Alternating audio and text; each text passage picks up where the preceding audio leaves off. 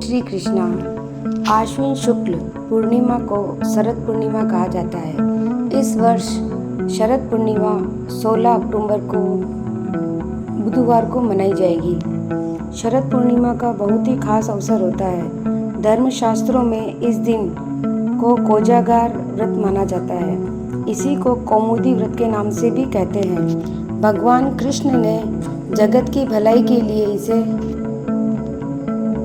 रसोत्सव का दिन निर्धारित किया था। कहा जाता है कि इस दिन जो चंद्रमा होता है, चंद्रमा की किरणों से अमृत बरसता है। इस दिन मंदिरों में विशेष पूजा सेवा की जाती है। भगवान को रात्रि का नैवेद्य के रूप में खीर का भोग लगाया जाता है। चांदनी में भगवान को विराजमान किया जाता है और भगवान का श्वेत वस्त्रों से उनका श्रृंगार किया जाता है। श्रावण पूर्णिमा से ही कार्तिक स्नान भी शुरू हो जाता है।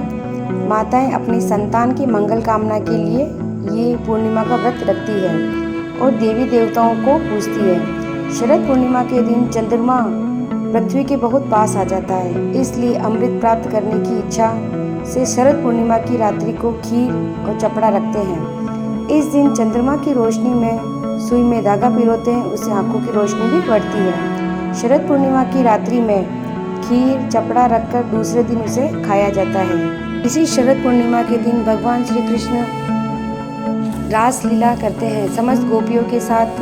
जिस समय चंद्रमा अपनी 16 कलाओं पर पूर्ण होता है, उस दौरान वृंदावन में भगवान रास रचाते हैं। पूर्णिमा का उद्यापन करने की विधि।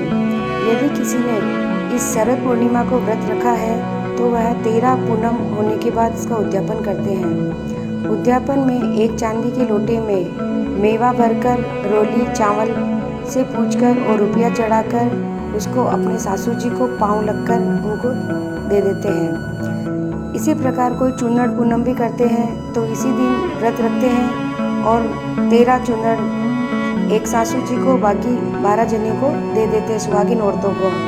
और यदि कोई चूड़ा पूनम रखते हैं तो इसी तरह व्रत करके 13 सुहागिनों को पूनम के दिन एक एक चूड़ा उनको दे देते हैं और अंतिम दिन सासू जी को भी चूड़ा देकर और 13 बूढ़ी ब्राह्मणियों को देकर चूड़ा पूनम भी पूरी की जा सकती है। इस प्रकार की पूर्णिमा संबंधित और जानकारी और आने वाले कार्तिक माह की विभिन्न प्रकार की कहानियों सुनने के लिए हमारे इस चैनल को अभी तक सब्सक्राइब नहीं किया तो सब्सक्राइब करिए और कार्तिक महीने की शुरुआत के सभी प्रकार के कहानियाँ किससे इस पे सुनाए जाएंगे।